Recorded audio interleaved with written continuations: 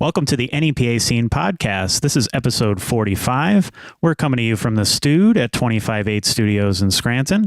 I'm Rich Howells. I'm the founder and editor of NEPA Scene. I'm Mark. I got 25.8. I'm Lauren. I still haven't seen Star Wars. Hiss, boo. Disappointed. And usually you continue. I'm not going to break your balls about it yet. About you not seeing Star Wars. You're waiting for a very good reason. Yes. You're waiting to go with your father. I want to see it with my father. That's and fine. Each time we go, they only want to seat us in the first 3 seats after 10 o'clock. And we're going to fall asleep if we do that. What if in the midst of it, he looks at you and he's like, Lauren, I'm not your father.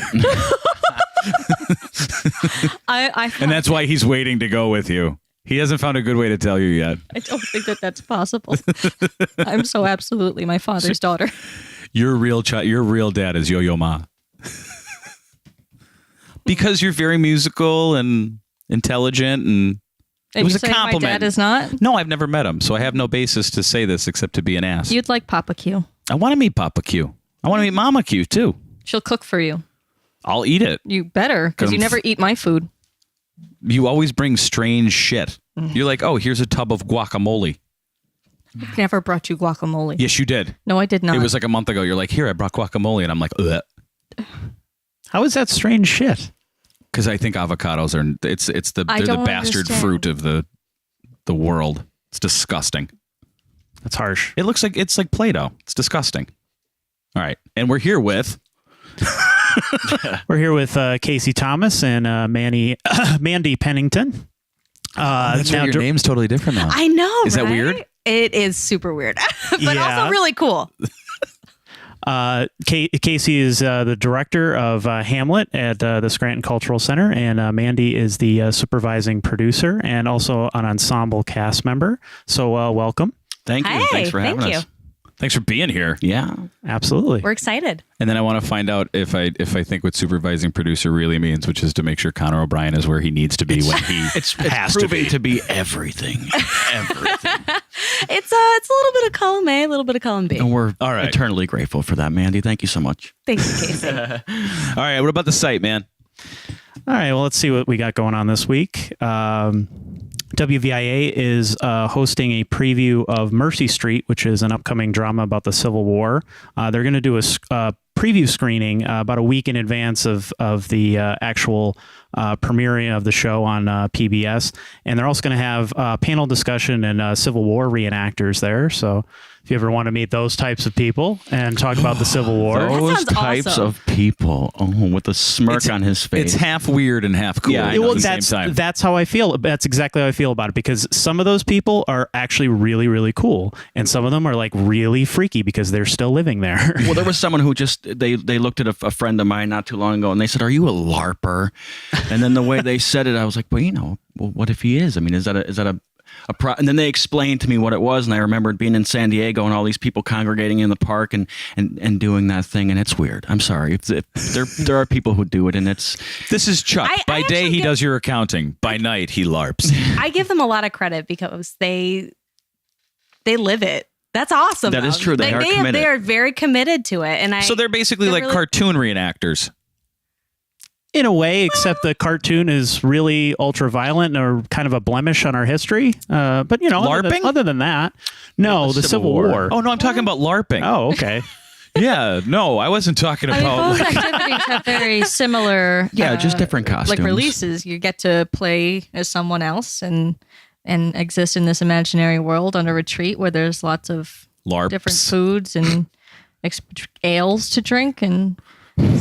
Are you really trying to look at the silver lining of LARPing? Of all of it, yes. And the Civil War? And the Civil War, yeah.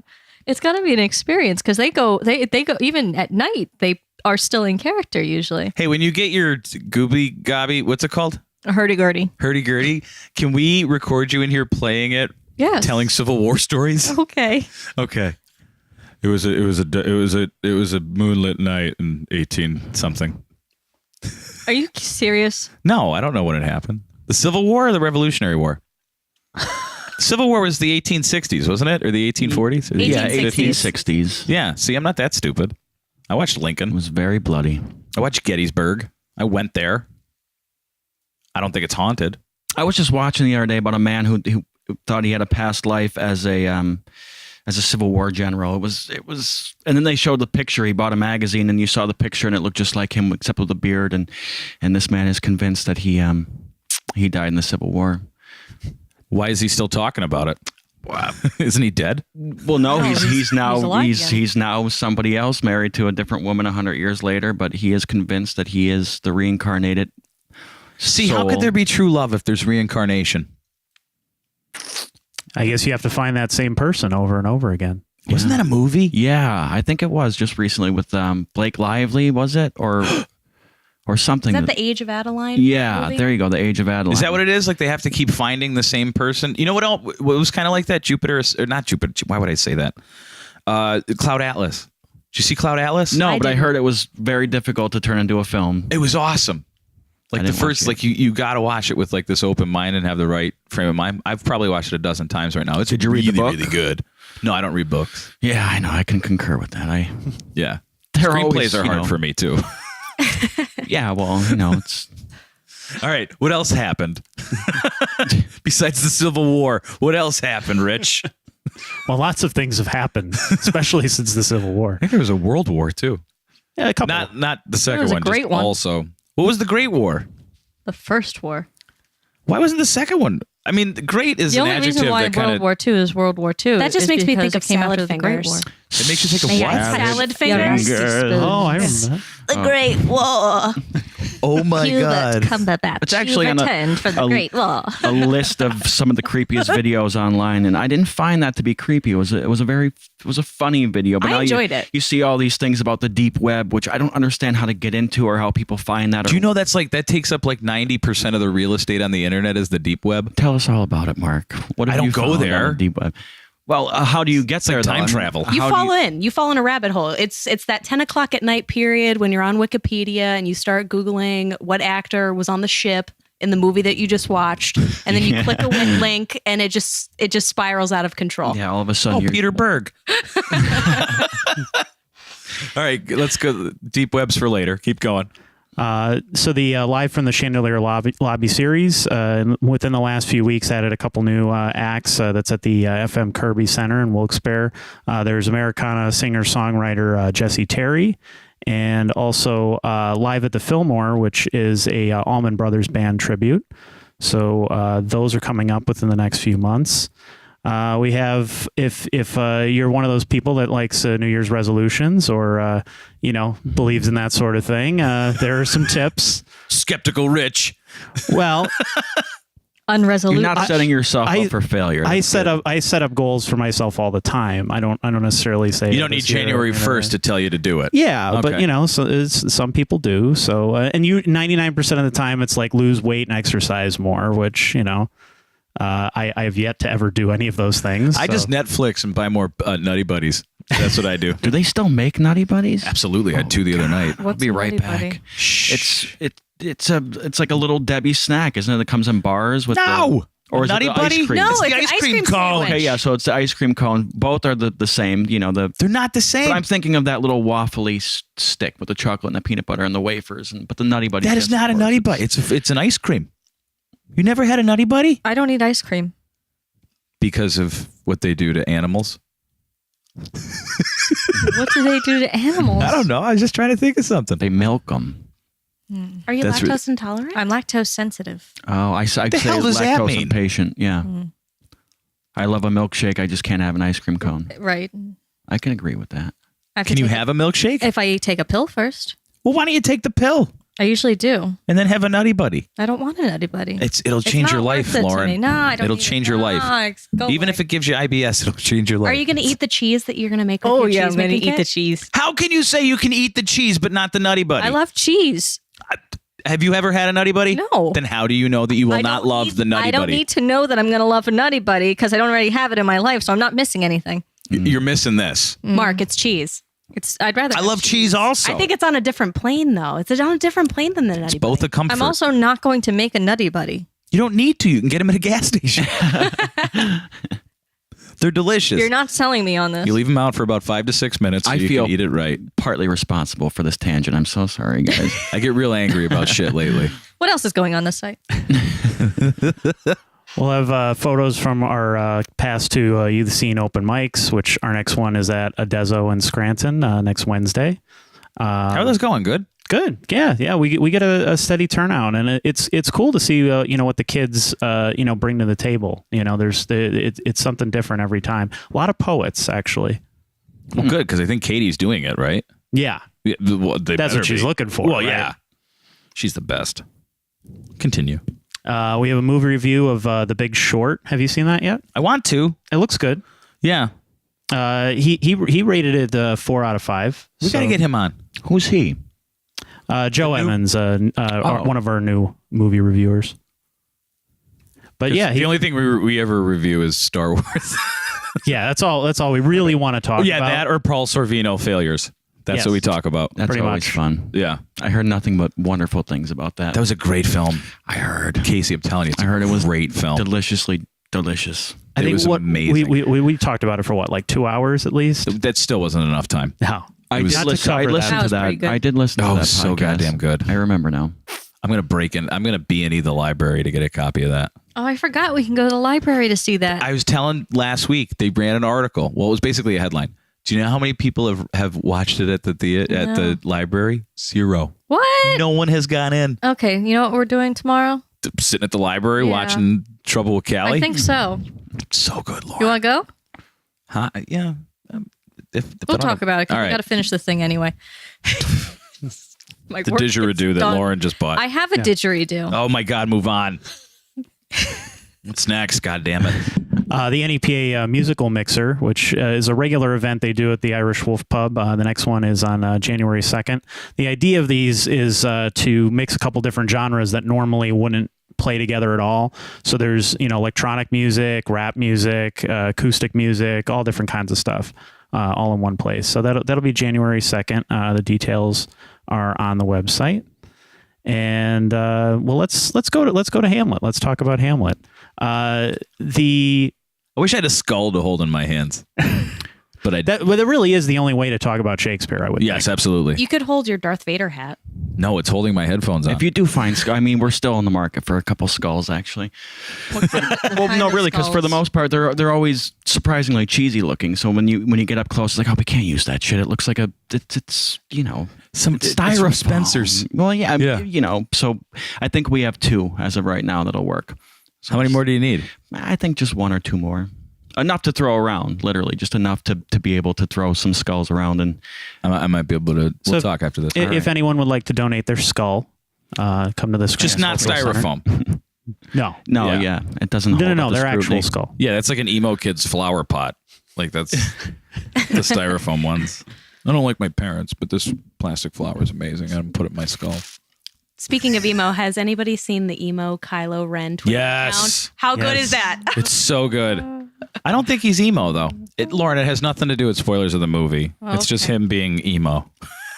It's just Adam Driver. I told you my Kylo Ren story from Walmart, right? No. When I thought they made a No, I'm pillow happy we're with my name on it because They made a what? A pillow with my name on it, the way my dad spells my name, because my dad spells my name LO-RAN. So I was in Walmart What? and I got excited because I saw a pillow across the way and it just said Lo Ren. I'm like, oh my God, they made a pillow with my name on it. So I walk up to it and then I see Kylo Ren. I'm like, oh well. That's Was it my entire stitched? context. No, it was like printed. Oh, we'll just cut that shit off. It's a body pillow though. That would be weird. We'll cut the KY and the I, like sew it up and stuff. Oh, we'll cut off that Kai. I mean, The Kai and leave the. But then it gave me an idea for a Halloween a new musical costume. instrument. Oh, a Halloween costume. Halloween costume. Are you going to be Loren? Kai Lauren. It'll be like my Lady Gaga metal mashup video Oh my God. costume. I did a Lady Gaga metal mashup costume once. That sounds awesome. I'll do a Or Kai fucking Lauren. strange. No, it was awesome. no, it's I very made the shoes. theatrical. Speaking of theater, Did you like that? Did you like that segue there? That worked really well. Oh, I'm a pro. So Denmark. Oh, what about it? We are knee deep in Denmark. Yeah, we're chilling at Elsinore. Yeah, we've been about 2 months into this. How did it this come endeavor. about? Mr. Conor O'Brien and I were throwing around ideas about what the Vintage's next big project was going to be. And you know, Conor, I mean, he's got so many irons and different fires, and it's very difficult to wrangle him. So after throwing about several different ideas, he brought up Hamlet and trying to modernize it. He had some ideas about it, and I said, that's it. That's what we're going to do. He had Fringe Festival going on and you know, a whole bunch of other things, you know, going on at that time. So I said, we have to focus on that. That's what it's going to be. So from that moment on, we just sort of spitballed it until we came up with something that was workable, and then we just kept at it. That was the big thing, was keeping Conor O'Brien focused on this as the project that we were going to do. So when did the idea come up? Like July, August? A few months ago. Yeah, probably around in the summertime. I think he and I started to discuss it, and then I believe he started to work on the script in between, you know, running the Fringe Festival and all of that. So yeah, at some point in the summer was when the light bulb, you know, turned on. Did you guys write the script together? No. He did it. I'm always wondering what it's like to write with Conor. I have yet to or even do like it. give notes. I mean, well, that's very easy. Him and I have a good enough relationship where we could have that back and forth. But he took a pass at the script. He whittled it down, you know, because to be perfectly honest, I hadn't seen or read Hamlet since I was a freshman in high school. So I didn't know that from Adam. And then we had we cast the show, and the night of the table read, he handed me the script.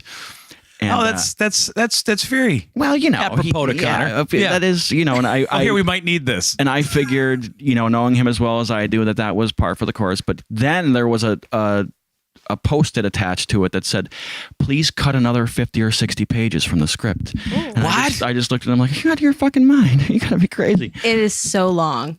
It's a 4-hour play. Hamlet is a really long show. It's five acts, you know, several scenes per act.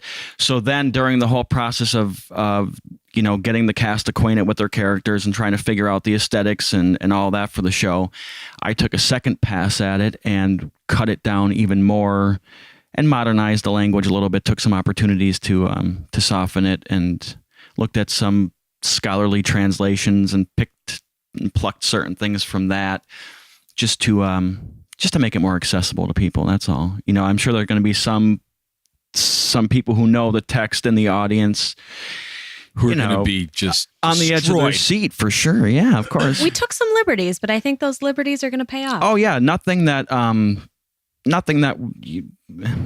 I was very careful about it, because I knew that it was almost sacrilege what I was doing. I felt really, I felt pretentious doing it, you know, not rewriting Shakespeare, but thinking like, oh yeah, well, this will sound better like this, or we could get rid of that, or yeah, but you got to play for your audience too, and it's not the 1500s. Also, no, we also have to think about how Shakespeare worked in the first place. He invented half of the modern works that we already have. So. Right. Well, and not only that, but 90% of the references that he makes are dead.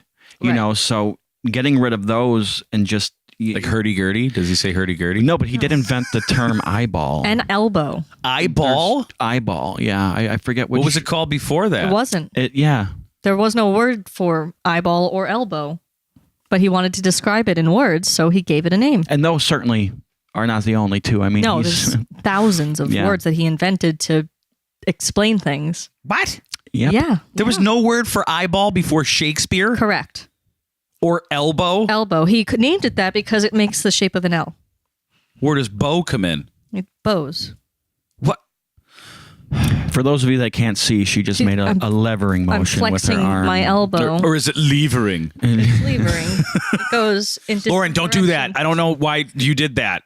Your arms just look like the current of the ocean. That was so weird. Don't do that ever again. We found out, Mark. Please. I felt the lunch from yesterday go, don't do it. Stop. Are you double jointed? Yeah. Stop doing that. It's not doctor recommended. So how did you get involved?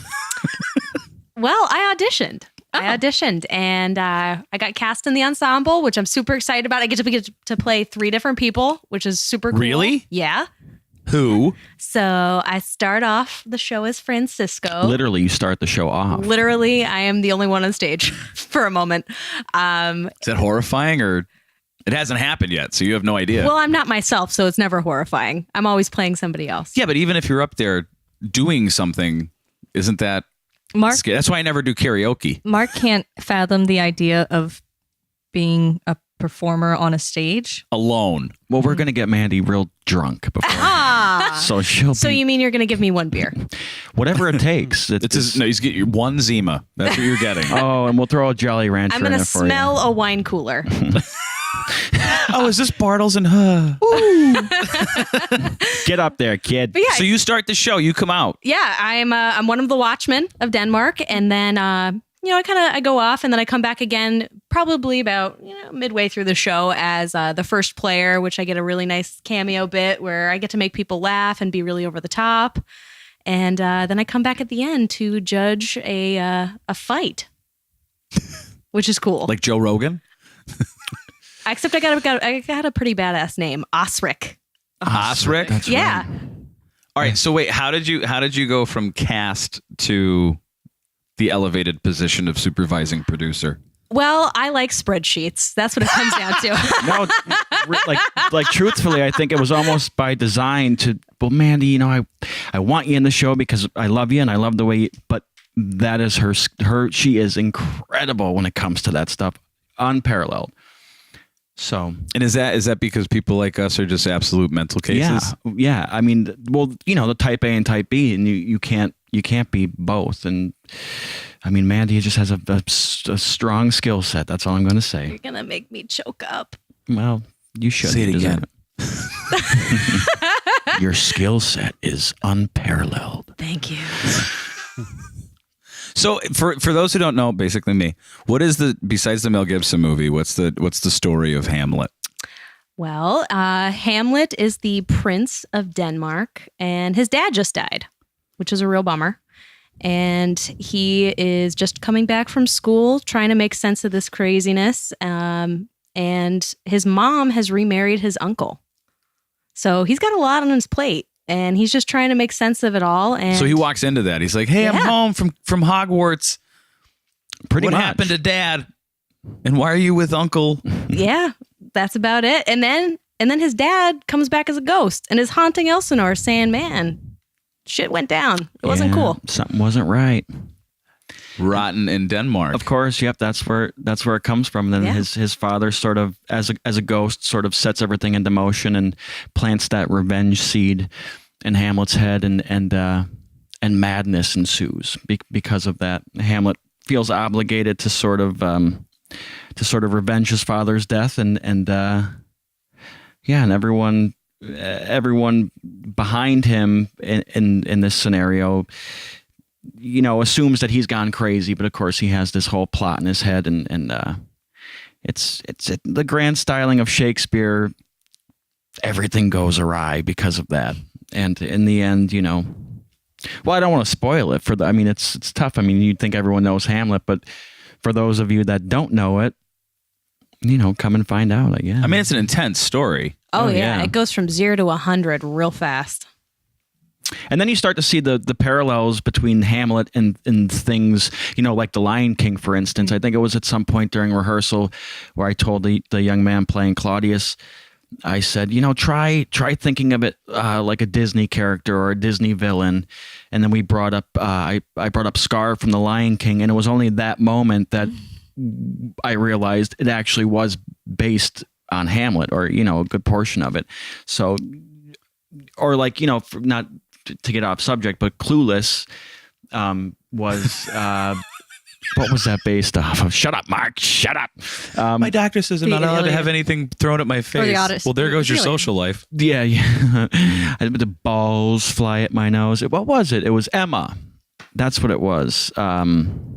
But that's Jane Austen. Yeah. Son of a bitch. Can we edit that out? All about classical No, literature. no, this is Mr. Rogers' Neighborhood. You make mistakes, and But the it's- world sees it. It's the same thing. I mean, you come to find out that, it's still relevant today, and it's the same old story over and over again, only it is the origin. It's the original. But yeah. It has great characters. I think does. that's Well, what how people big's the love. cast? 14? Well, I think we have 14 people playing 17 or 18 characters. We have a couple people double cast. which I get. That's typically done quite a bit.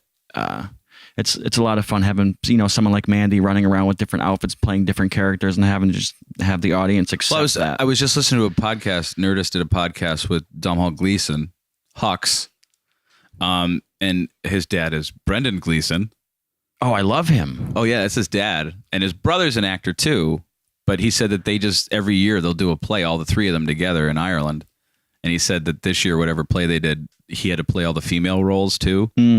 So it's not like unheard of to, in the theater world to be playing multiple roles. And I think it's part of the charm. Actually, I think when Shakespeare did his stuff, there was no female characters. Yeah. Right? No, it was all men male. played. There's no female actors. I mean, it was all men. Right. Mm-hmm. So how does this all come together? Like, in other words, like, when you nail Conor's fins to the floor, right, and then he starts to do stuff, and then you get a script, and then how does like the casting process go, like blocking, organizing everything? Because a lot of that behind the scenes stuff, I don't think people really know. This was the first time around. I've directed several shows, and I've been in a boatload, but this is the first time that we've had a nice team of people that were actually designated to do certain things and sort of be a support system. But once Conor and I got the idea down and he was working on the script, we went ahead and held auditions. We just set a date. That's pretty much what it is, and that's the way I operate best. It's like, back myself into a corner. Here's the date. Here's the time. We have to be there. We have to do it. Right. So we had people show up. We had a great turnout. So, casting it was the first hurdle. And then once we Is that hard to do? Not at this point, because, I don't mean as far as like talent wise is concerned, but I mean to tell people. Oh, that's one of my worst qualities and you're supposed to call people and tell them, I'm sorry, thank you for coming out, it was wonderful having you, and come out again. I don't like to call people. I only like to call the people who got the part, because I figured if you don't get a call back, then you're not getting it. You didn't get the part. But that really stems from my insecurity with having to call my friends essentially and be like, listen, you weren't, it's not because you weren't good or whatever, it's just. So I have a problem with that, and especially with community theater, it's the right thing to do, to call everybody and let them know, and to thank them for making an effort and wanting to participate. But then I'm like, no, it's not. That's not the way it's done. You're supposed to be sitting there next to the phone, and when it doesn't ring, then you didn't get the part. But that's very difficult. There's not anybody still sitting next to their phone, is there? Oh, I'm still sitting with bated breath. Yeah. There might be one or two people. But do you think it's like that moment when was it Billy Madison calls Steve Buscemi and he turns around and just crosses his name off the list of people to kill? When you're like, hey, you got the part, and he's like, oh, thanks, man.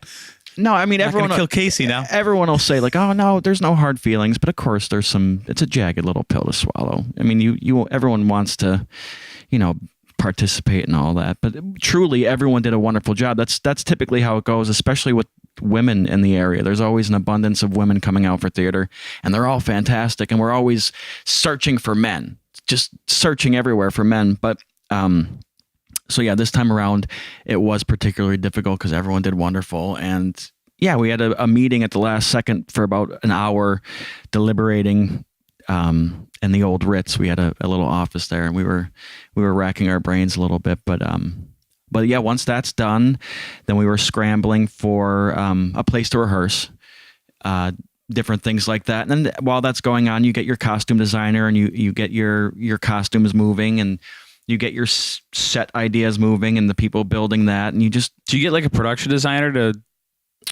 There was someone design sets and shit. There was someone who was interested in doing that, but no. I sort of did that stuff myself, and then you hand it off to people and have them take a look at it and make sure you're doing okay. But on a smaller local scale, now you typically design the set yourself, design the lighting scheme yourself, and all that, and then just implement people to execute it for you. And that's so you've like 14 in the cast. I believe so. 14. So how many tech people are there? Our production team is Casey, myself, and Sarah Regan, who's our assistant director. So it's like the three of us, and then we also brought on Carol Arena to do our costuming. Yes, wonderful Carol Arena. Yeah, so it's kind of like a small core team running the show behind the scenes, which has been like really cool. It's been a really great experience, very collaborative, and then this is our first time with the Scranton Cultural Center. who we're in partnership with for the first time, and now we're starting to work with union tech people, which is a requirement. Lawrence first of the episode. It's uncharted territory for me in the theater world. Is that weird and exciting at the same time? It is, because we're so used to hey, the show opens tomorrow, we have to build stairs. Right. But like this time around, it's not like that at all. I mean, we're in great shape. I mean, everything's going really smoothly. We have people who actually know how to build stairs and how to do things, which is really cool. But are you guys are on like the main cultural center? No, we're at Shopland Hall. Oh, upstairs. Yes. Beautiful space. It is gorgeous. It's Is that where they used to have like the Knights Templar meetings? I think it's their sanctuary. Well, it looks as if they did. They have the pews. Yeah, it's like Eyes Wide Shut up there. It is. It really is. As soon as you walk in, you feel like you shouldn't be there. Lovely. It's pretty voyeuristic. Yeah. Some big world decisions were made in this room, and it's like it's kind of like Parliament. Like it kind of looks like a House of Commons or something. It like really you're in does. There. It's the perfect space to be doing Shakespeare. It really is. It lends itself nicely to the mood. So when you do casting, right? So when casting is over and then you got to go into rehearsals and doing all the planning and stuff like that, do you guys phase out like, all right, well, like we're 10 weeks away from opening night. The first 3 weeks are going to be focused on just getting the lines down, and then do you move into blocking You try to. Mandy built a beautiful schedule. Yes. Yes. And her and I sat at a deso, and I remember telling Mandy, I said, this is great and this is lovely, but we're going to deviate from this at some point because, you don't foresee what's going to happen. And then eventually people's schedules shift and change and you have to roll with the punches and things like that. But ideally, Mark, you're 100% right. That would be the best way to do it.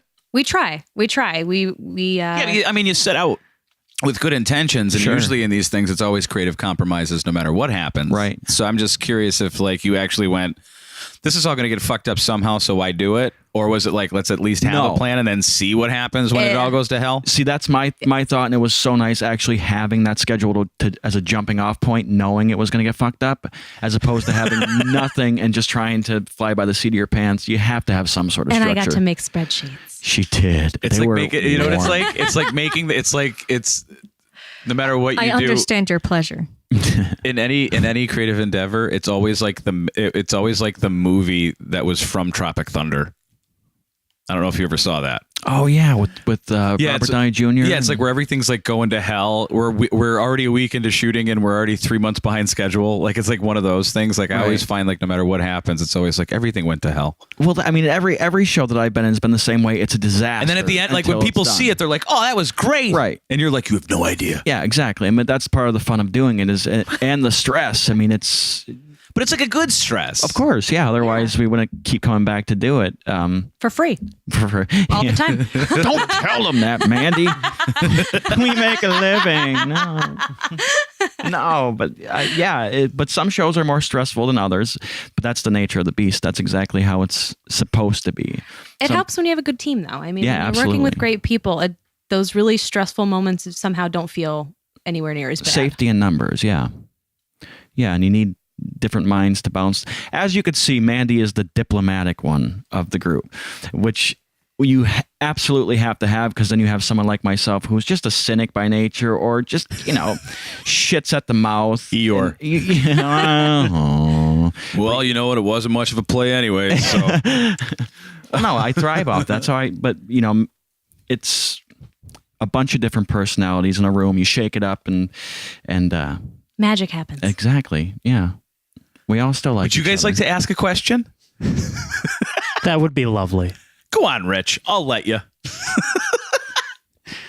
Now, is one of the challenges of doing something like Hamlet having to do it in a new way or a fresh way, or breathing new life into it? Because, like you said, there's going to be people who maybe haven't seen Hamlet before, but there's plenty of people who have or are familiar with it. Sure. So, how do you please those people, but at the same time kind of give them something new to look at? Well, you have to resign one group of people. You have to focus on one, because no matter what, there's going to be the people that are going to hate it, and there's going to be the people that you're striving to make like it. I think you have to instead of splitting that up and saying, well, we have to please everybody, you have to just focus on one set of people. But it's impossible. It's been really difficult to modernize Shakespeare.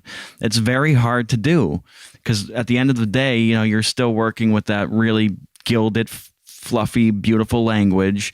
But someone like Baz Luhrmann, who did Romeo and Juliet back in the 90s, he just took Shakespeare and he transplanted it to something visually recognizable. And then of course he had a score and things like that, but instead of swords they had guns. But there's only so much you could do to hide the fact that you're doing Shakespeare, and to trick people into thinking they're watching something that's more recognizable. So I'm not going to pretend like that we've completely turned this show into something modern, but we've definitely They've turned Hamlet into a sci-fi epic. Yeah. Well, we've taken Like every zombie? opportunity. Yeah. You know what? Hamlet, even in Shakespeare, just in general, like even in high school, like I couldn't. It just didn't work for me. Oh no, yeah, like, you know what I mean? Like it doesn't. Like if you tell me like the Cliff's Notes to me were way more interesting than actually reading Shakespeare. Yeah, absolutely. And then somehow it happened where I watched Julie Taymor did Titus. Oh, Yeah. As a film. They've done it a couple times around here too on stage not too long ago. It's a racy film for Titus, the film, like the Anthony Hopkins Titus. Right. And what she did was she modernized it in a weird way where it was like Caligula meets like 50s style of dress meets. Right. It was just really like strange. Like it had no place and time except every time. That's exactly how Hamlet is. And people are asking, well, where does it take place? And it's impossible to answer. It's like it's just in this universe. That's where it is. Yeah, it's not the 70s. Right.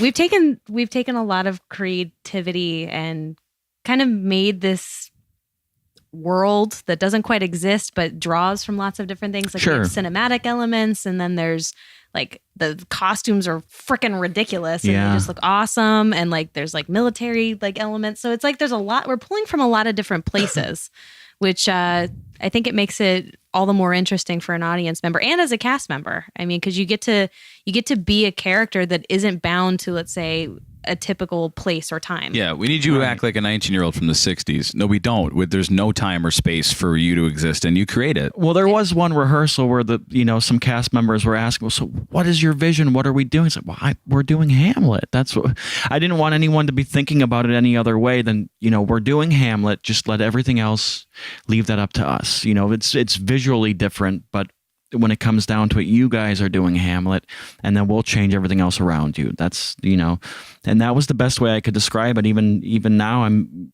it's hard to pinpoint exactly what the aesthetic is. It just is what it is. And we're at the point now where we're about 2 weeks out where everything is coming together so quickly. It's a blur, it's crunch time, and we're at the point now where everything is coming to a crest, and you keep your fingers crossed and you just hope that it presents itself exactly how you thought it would, and then you say, oh, that's exactly what I wanted. That's exactly what I wanted. Yeah. Well, one thing that I thought was striking is the promotional images that you guys did. I thought they were really well done, really well put together. Is that your hobby? Oh, I'm so happy. Okay. My husband took them. Yeah, Mandy's husband Brent is wonderful, and I'm biased. And Graham Campbell worked on so good. took the pictures and then brought them a step further and added the text in the So we had some awesome creative collaborators to help us with the marketing pieces. It's so weird to see Conor like that. I know. Well, just so you guys know, I colored in his eyebrows with an eyebrow pencil.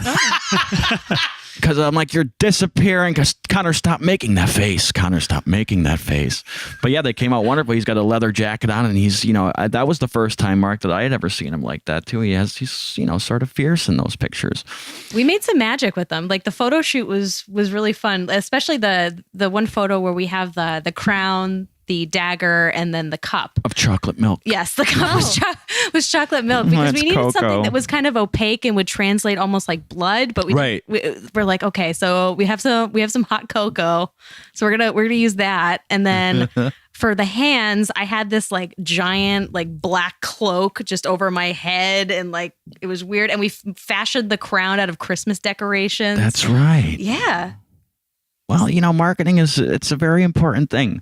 Essentially what you're doing is tricking people into coming and seeing your show. The nicer you can get the pictures, the nicer everyone the will more assume. legit they think you Yeah, are. they're like, look at that. That's professional. But they did. Brent did a phenomenal job. He absolutely did. As soon as I saw him, like, because I didn't know you guys were doing Hamlet, and I'm like, what did Conor do? Because it was like all of a sudden, like it was his profile picture, and I'm like, what? And I'm hitting Conor. He's like, oh, we're doing Hamlet, and we're just. And every time he types to me, I just hear his voice. So many times. Oh, you too? You too? Because Yeah, he's a great texter and he's a great emailer because as soon as you read it, it's like that fucking voice in your head, that echoey Conor voice. But We all clearly say this out of love. oh, of course, he knows. No, Conor knows. Conor knows that there's. I love. I think I said it in the podcast that I To a fault. love him to a fault. I remember that Yep. because I had to agree. I had to nod in agreement. He'll just Facebook me out of the blue and be like, "Hey, haven't talked to you in a couple weeks," and I'm like, "I know, right?" And he's like, "Yeah," and then I won't hear from him for another 2 weeks, and that's what he'll do. And I'm like, "All right." He sent me a Facebook message tonight. I said, "Are you podcasting tonight?" Never answered. Don't 'Cause I try thought to he was call gonna- him though. I mean, No. if you ever try to call him, he's great on the computer because I can imagine him just sitting somewhere and just typing away like some kind of maniac. And then you try to call him and say, "Hi, you've reached Conor O'Brien." It's click. For years. And his cell phone. None of his cell phones have a back. No, yeah, I was gonna say Yeah. they're duct taped. Yeah, he has a battery. It's all like exposed battery and smashed screens. And We I know love he's you, not like Conor. an angry person. No. It's always just like, oh, that fell out of my coat. Either that or he's just like the king of hand-me-downs. Everyone's like, "Here, Conor, you can have this." I did give him 2 phones. I got a new one. Oh. You give him a second one? Yes. I had to be given a cell phone once by my stage when I was doing behanding in Spokane. My stage manager had to give me a cell phone because I had broken mine. So I had a couple hand-me-down cell phones before. I just love the fact that Conor just like walks everywhere and can't get in contact with anybody until he hits Wi-Fi. I'll be walking downtown and I'll feel him. He knows this too. We'll be like sitting outside of Ale Mary's. I'm like, he's close. And then all of a sudden he'll whip around the corner all sweaty, like, pushing his hair out of his face with his little man bag on. And it's like, I knew, but we'll be downtown and he has his headphones on and he's not listening. And it happens all the time. If you want to find Conor O'Brien, just walk aimlessly downtown. I have to say, that's actually happened to me too. I'll go to a place and all of a sudden he'll just walk in. I'll be like, I was actually just thinking about you. Yeah. What the hell are you doing here? He goes, I don't know. Yeah, his aura enters a room before he does. That's for sure. Does he still have that like trench coat, like that beige like jacket that he was? I don't know, but he does have ridiculously big headphones that are, which I'm a fan of because I have the same big, stereo headphones I love to wear. But his are, I think they're gold. I think he has those gold. Like, I don't think he realized that they were, for DJs or for really, gaudy jackass people. But Fancy individuals. but he doesn't realize they're just for Like he's for mixing use. at a Kardashian wedding. With one, you gotta he's keep just- one on. Yeah. It's like, oh, hey. No, I used to do the best Conor O'Brien like surprised moment. Like when you said something like he doesn't agree with, he does like one of those like, Yeah. Oh, yeah. Oh, I wish everyone could see that. Yeah. oh, like it's that very- big quick, like that Velociraptor head tilt where he just goes like, and I'm like, oh, you didn't agree with that, did you? He's like, no, what do you explain? And Yeah, but it's nice that people who wear their emotions on their sleeve like that because he can't hide what he's thinking or feeling. Whereas someone like myself, you'll never know. But you look right at Conor and it's like, what, Conor? What is it? Nothing. Nothing. Yeah, absolutely nothing. But that's it. We love you, Conor. That's it. We're not talking about you. We're No, just he's the lead, but he's like one of the like you like he's like the brother I never wanted or needed and didn't expect, and every time he's not around I miss him. right. Like, he's that brilliant. guy. He's absolutely brilliant, and I'm forever thankful that he swept me up during Pride and Prejudice. I'd never heard of him. We instantly became friends, and then we haven't. We've been pretty inseparable since, as far as work goes, and staying collaborative. So yeah, I feel like he gave birth to me in a weird way. Like the second half of the things I've done locally were all thanks to Conor O'Brien. So I'm sure he knows that. Now, Casey, have you done Shakespeare before as a director? I hate Shakespeare. I don't hate Shakespeare, but if we had to do it traditionally, I don't think I ever would have decided to do it. But I was pleasantly surprised, and during the process, I've grown to love it. But if you would ask me several months ago, I would like, because I don't think people really like Shakespeare. Do you know what I mean? I think people just go to see it to say that they did. Like what? Like to feel like better about themselves? Yeah, I think like, people just do it to. It's like a slow burn. It's a slow burn. I think you have to see Shakespeare or read it a few times to sometimes. See, but I think Shakespeare done right is very palpable to a lot of people. That's why I brought up Titus, because I didn't, and it's considered like his most violent work. Right? Yeah, it is. But I think if you but you've had exposure to Shakespeare before you saw that movie. Oh yeah, and I hated it. But that's because it was always Like, I hated forced all on about you. it. It was always like something it was prescribed. You had to read it. And the only thing I ever remembered about Shakespeare besides the Mel Gibson Hamlet was that one quick scene from Last Action Hero where Schwarzenegger's playing Hamlet. You know what's so funny? You should say that, because the gentleman who was playing the ghost in our show, I said, no, I don't want like a Jacob Marley, like, ooh, I don't want a fucking ghost. The only comparison I can make, I said, go watch Last Action Hero, and Ian McKellen walks in at the end as Death. Oh yeah, that's right. I said, I want just watch that, and that's why I just want you to be quiet. Wait, doesn't he go, he's not on my list? Yeah. It's funny. He's not on any of my lists. Yep. That's a great movie. Yeah, it really. I think bombed at the box office, but it's a great movie. Well, Leo the Fart, that's a tough sell, It's Leo the Fart, SPD. What was the one line the guy has? You turned a 180 or a 360. He's like, if I had made a 360, I would have started off where I started. It's a 180. But that's what's his face from Game of Thrones. Yes, he was. Oh my God, that's such a good movie. Well, it's one of those. I'm the famous actor Arnold Braunschweiger. And how about the guy who played the axe murderer in that film? It's terrifying. He had the yellow slicker. And do you know who that is? Is it Ron Howard's brother? No, that's Clint Howard. He's even creepier. Well, yeah, he's in everything. That's oh my God, what's his name? He was in.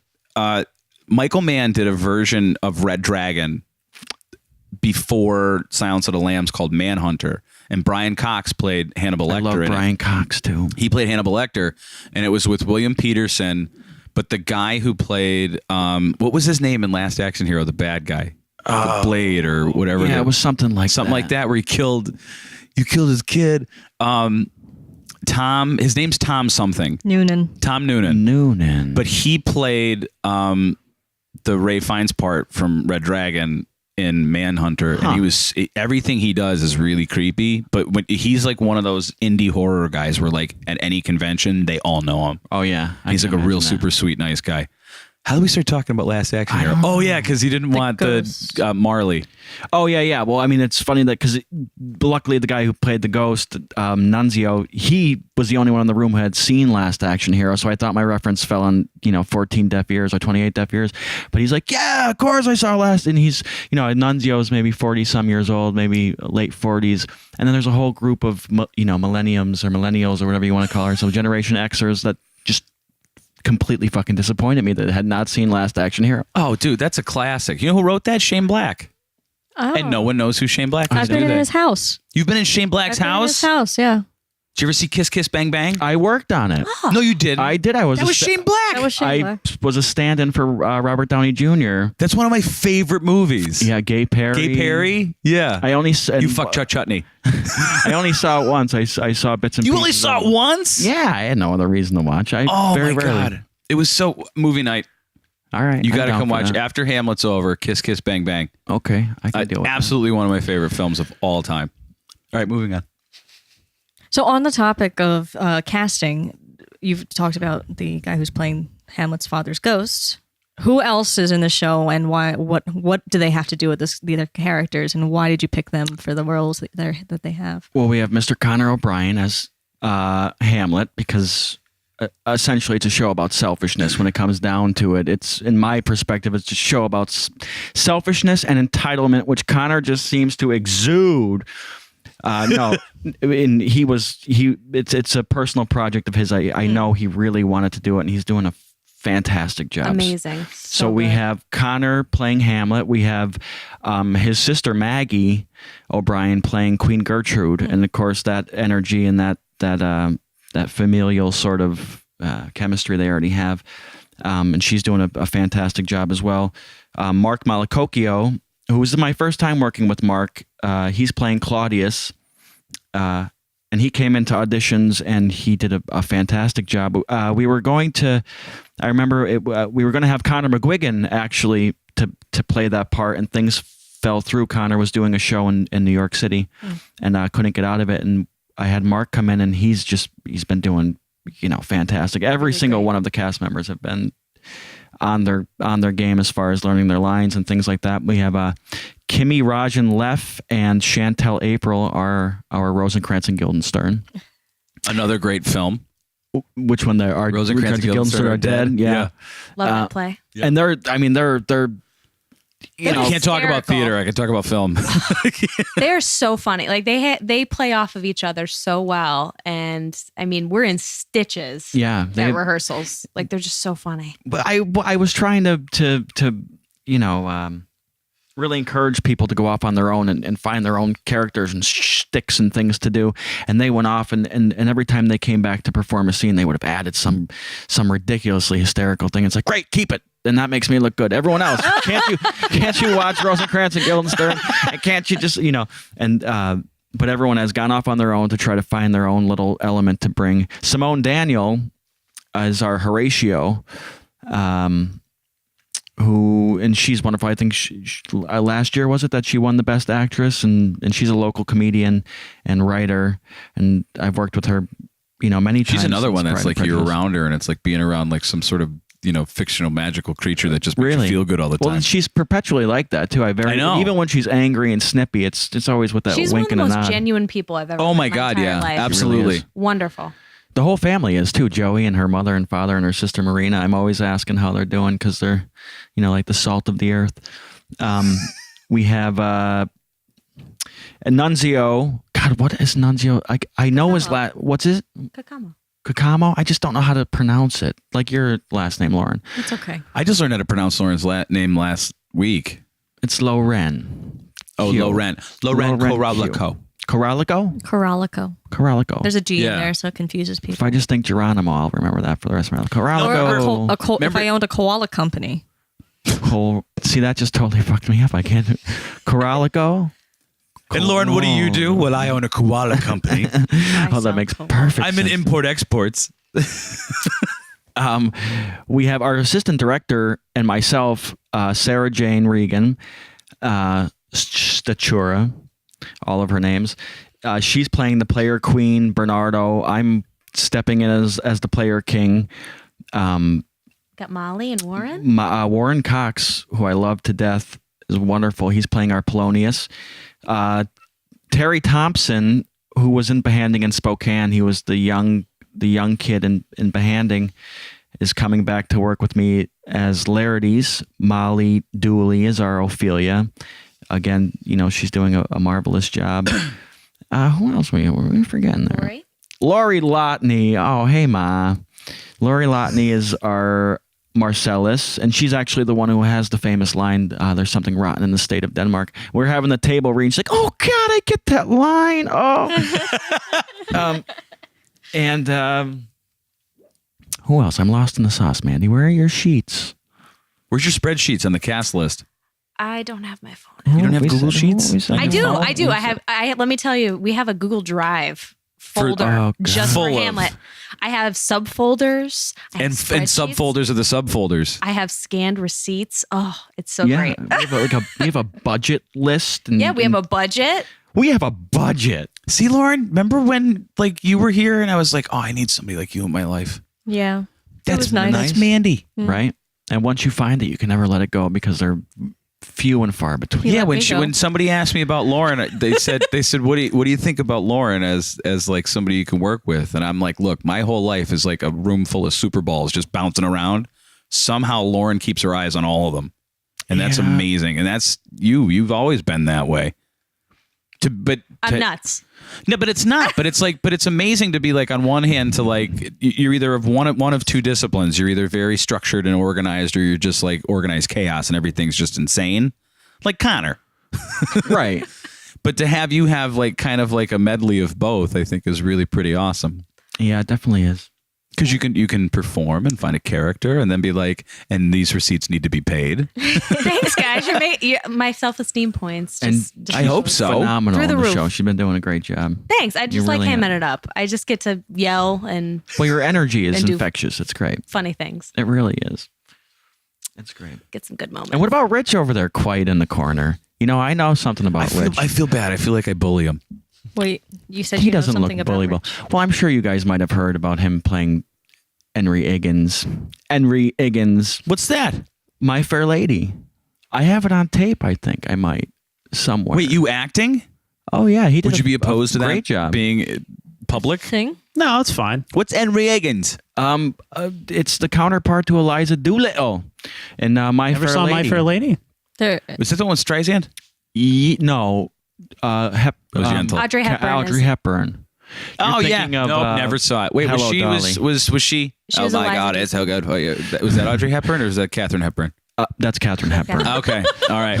I'm sorry. Frankly, my I don't bad. give a damn. That transatlantic sort of, you know. Oh, I missed the On Golden transatlantic. Pond. Katharine Hepburn was in On Golden Pond. Yes. I'm glad I speak movie references. Otherwise, I would never be able to follow you. We'll It was just translate like, this somehow. my God, it was such a. Blah, blah, blah, blah, blah. That's my Yeah, Katharine but that's, Hepburn that's impression. how I met Rich. I met Rich on stage in high school. Did you really? I did, yeah. What were each other like in high school? What was Exactly the same. Rich was exactly the same. Very polite and very, thought before he spoke, and was just a very genuinely nice guy. Yeah, you really Thank were. you. And you I were an appreciate asshole? I wasn't an asshole. I still had shit for brains, but I wasn't an asshole. No, I was exactly the same, I think. Yeah, of course. Wait, Yeah. now, so did you have the teachers who were like, you're not going to amount to anything? Yeah, of course. Right, and now look at you. Where it's just what my teachers thought. I'm still friends with a lot of Chris Mazzino and Annette Palutis, and I still talk to them all the time. So, I mean, yeah, I had a great relationship. How are they doing? I haven't talked to them in a couple of Chris years. Mazzino is in Italy now. He's taking pictures of food and I see them every once in a while. So he has an Instagram. and I'm very jealous. Yeah. Well, he was a thankless. He had a thankless. He was I think he won the award for being one of the best teachers in the country. He got about $100,000 in a vehicle. He actually had us write a book my senior year. Really? We published a book of collective works, and he's a fantastic teacher. And I think the school district might have pushed him away. I think he decided to, You're too good. Yeah, well, Go. that's what it is. He did a lot of work, and Annette Palutis is still doing good. I just saw her a couple weeks ago on her front lawn, and we talked for a while. And, Hi, Casey. Yeah, something like that. Yeah, But we're so I know that you've always had like the acting bug and the performing bug, and you're a great writer both in poetry and It was kind of one thing where at in college I kind of went more towards the writing and less towards the theater, but I have always missed the theater. why don't Come back and hang out with us. we'll get you. Maybe I think if you did would the you right be show, would you be might- interested? Yeah, I would do it. I would come back. at Like some if you point. if you did Glenn I'm Ross, still like, could he be waiting the on to Alec do it. Baldwin. Yeah, as long as I get to be Ricky Roma, you could do whatever you want. I've been waiting to do that show. Glengarry? Yeah. Oh, he's so It's good. a tough sell though, because a lot of theater, except for the Old Brick, they'd be down for it. But a lot of theater companies are afraid of the language. But aside from the fact that it's a gorgeous piece of Writing. theater. Yeah, it's. Do you guys? So if you had to give like a film rating to your version of Hamlet, it would be A film rating? yeah I think we're probably PG-13. PG-13. Oh, of course, yeah. You're allowed one F-bomb Yeah, you know in a what? PG-13. We did change a couple bods to horrors and some things like that because that's what it means, right? Yeah. Yeah. All right. Yeah, but no, it's definitely PG-13, of course. Yeah. But there's always some Shakespearean slips in there, you know. You don't realize, like, oh, that's what he meant. Oh. So were both of you involved in theater and performing in high school? I was. Did you go local? I went to Lake Lehman. Okay. I mean, I still see that. I used to see that at NEP when they had the school closings. Yeah. Oh, yeah. So I know where that. I know it lives locally. Out in the boonies. Boons. But yeah. Did you get the first day of Buck off? We did. Was that We Monday? did. The Monday after? We did because people would hunt right by the school. Oh, okay. All right. Isn't that great? Why'd you shoot Timmy? He wasn't wearing orange. But I got my first part in a play, and it was a Shakespeare play. We did A Midsummer Night's Dream, and I got to be a fairy. And because there was like all of these girls who wanted so badly to be in this play, we all got to be cast as fairies, and then we all broke up one piece of dialogue, so we got one line. So that was my stage debut. And I stuck with it. I got the theater bug then, and just, after that I did Pippin and a bunch of other stuff. Did MASH in high school, Harvey. Oh my God. MASH. Hated MASH. Yeah, MASH. You know, it always reminds me when you're sneaking out of your house at midnight or 12:30 when you're in high school and you're trying to sneak down the steps and Because it was always on. Yeah, it was like the thing that came on after After the late news and Yeah. everything.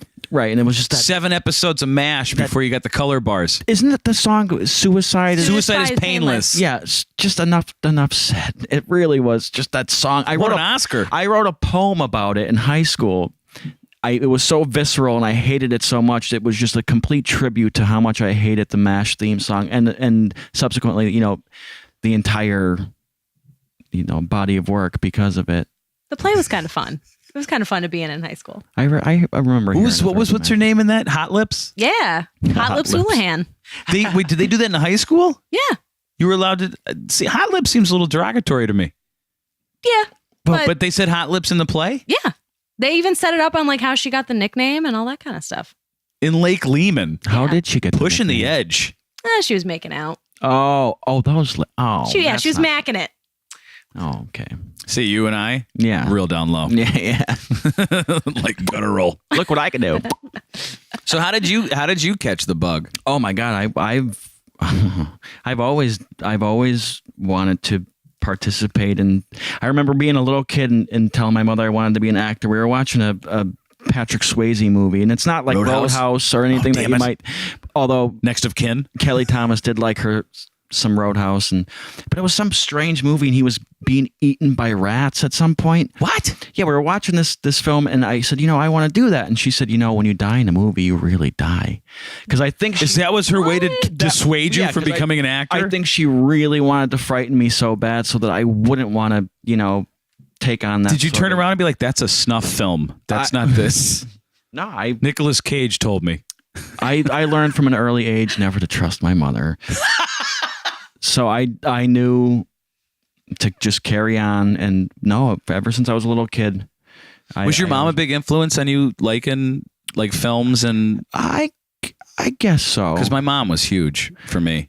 I guess once you realize that you can capture people's attention and hold it, whether you're performing something silly or something poignant, I mean, I think it's a pretty infectious thing. You have a soapbox. Do you remember your moment In what regard? where it's like, ooh, I like that. I want to keep doing this. Oh yeah, well, Because I think everybody has that one moment where they're like, I think this is the moment where I knew this is what I wanted to do. I did a showcase. I went to acting classes when I was younger around here under Kathleen Kern, the Children of the Kern, and we did a showcase. Finally, and there are people out there who will understand that and laugh. But we did a showcase, and I it's the first time you hear an audience, engage in what you're doing and laugh. And it was actually at the Providence Playhouse Actor Circle, which I still do work at.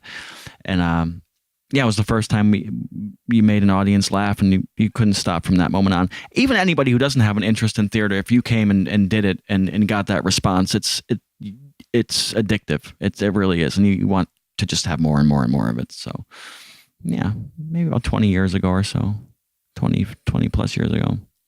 So you're 23 now, right? Yeah, something like that. Yeah. Okay. Yeah. I want none of us to ever admit our ages. I'm not that old, but I just had It would be nice to be 23 again. no one likes you when you're 23. That 23 was pretty bad for me. Well, that's when I was living in California at the time, and I think it was, still trying to figure things out and unsettled and unsure, and We'll get to you and I in the rapid fire cues. Okay, all right. Because it's a really strange coincidence that him and I met. I'll Yeah. add that question back in. Well, you were gonna take it I out? took it out already Why? because we were talking about it. We didn't talk about it. Well, it is rapid fire, so it has to be really quick. Yep. I'm Make it be assuming the the last story one, has Lauren. a little bit more. Make it be the last one. I like how we're like, do this. We're going to tell you how to do your segment. Do me. We're producing it now. She's doing it though. No, because Are you writing on that? yeah, Oh God. look at her. So what things have gone full circle when you're now writing on your Digital pad. device. Right.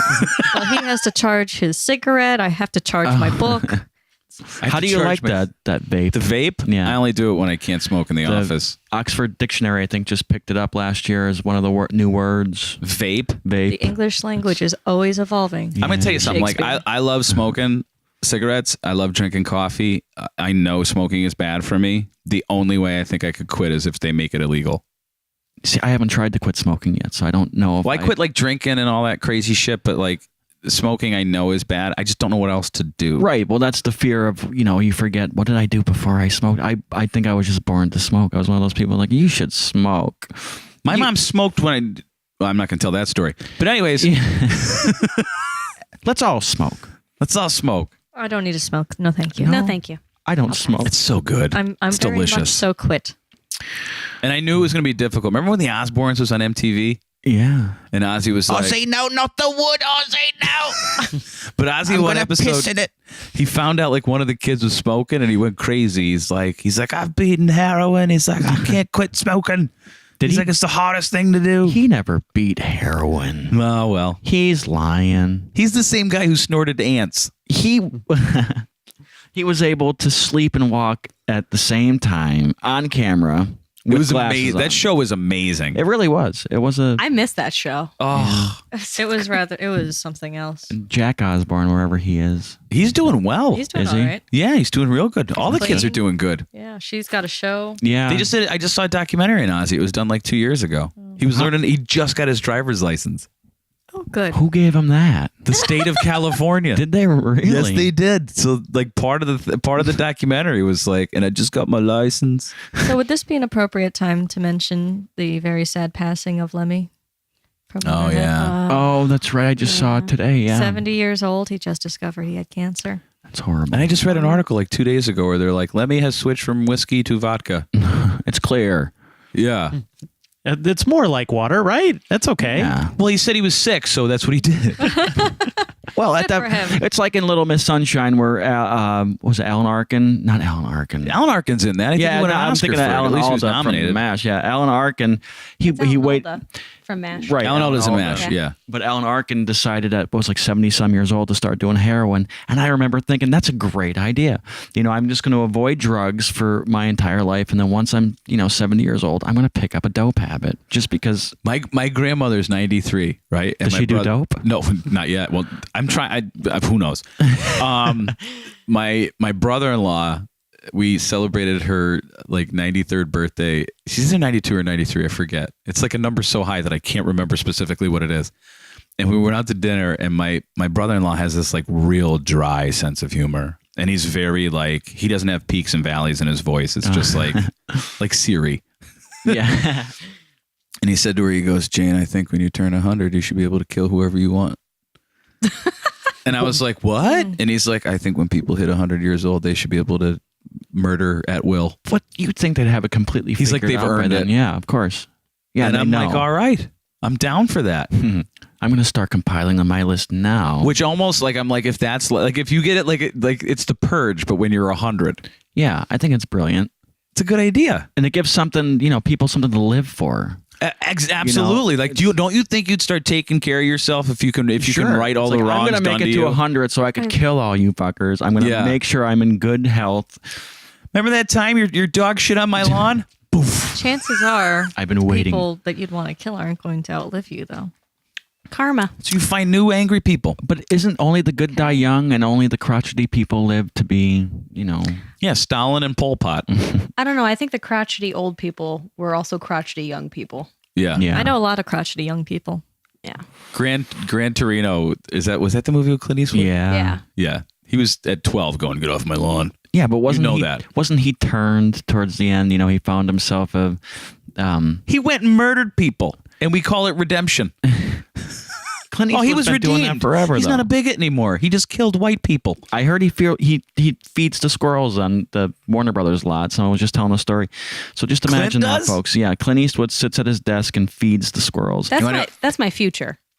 I would love to do that. Feeding squirrels? I think that's what Connor does downtown. Yeah, well, except with Clint Eastwood, the squirrels come to him. They come into the office Get and jump on up my on the lawn. desk. Depending on where you go, you might find a friendly squirrel. Yeah, or the two. Cathedral Cemetery. They come up to you, or Central Park, certain places. This sounds so effed up to say. That's a great cemetery. It is. Yeah. It really is. I used to walk in it all the time. My when I mom was a did too. I used to drink behind the cemetery in the woods too. Did you really? I did. There's so many other places to drink. Not anymore. Well, now you have not bars. Not that children, not that high school children should drink or anything like that, but the places are now becoming developments and things. No one has anywhere to hide in the woods to cut loose and sow their own. It's a shame. Just put in a Fruitopia bottle. What? See, What, but like that's booze? Yeah. women drink. Fruitopia. Just put in a Fruitopia bottle. Have you? I'm assuming I'm going to you've put it done in this. an orbit bottle. I'm going to keep my liquor in an orbit bottle. What's an orbit bottle? What's a Oh. Fruitopia bottle? I don't think they still make Fruitopia. Do you remember that Orbit's drink? It was disgusting. Yeah, It it had had that little little floating balls. Or balls in Fanta. it. Yes. Oh, I like They They that. were blue, weren't they? Yeah. Or they had several They different had colors. blue and orange. Why? Because it was disgusting. But what were they? It was like gelatin Yeah. For what? texture. They're like, here's a liquid, but Here's we're going to put a solid in We're it going to too. bring you guacamole in orbit. Here, so you here's can a eat them. thick I will go on a I murder don't spree. understand why you won't eat. You've tried so many other things and discovered that they were good, Lauren, I'm a big fan of like trying new shit. but not guacamole. No, I've tried it. I don't like it. Maybe you just didn't have good guacamole. There's no. Go to That's Italos. like going like, well, maybe you ate some bad Where? poo. Italos or Italos, depending on Oh, your. I've passed that. It's wonderful Good? that on Their the food's so Moltejete they put their guacamole in the traditional. What's the one at the what's the one at the top of Lackawanna at the corner of Lackawanna in Maine? Oh, they're lovely Garibaldi's people or there. whatever? Yeah, something like that. It used to Old Charlie's breakfast place. Yeah. Yeah, Garibaldi's. Garibaldi's. They're Gene good. Philbin from Peculiar thinks it's the I best love place it. to eat. Well, they call me Papa when I go in there, and they're like, oh, you take it to go, Papa, and it's Aw. like these three. They're all fit. They're such lovely people. Go and patronize that place. The food is delicious. It's wonderful. It really is. And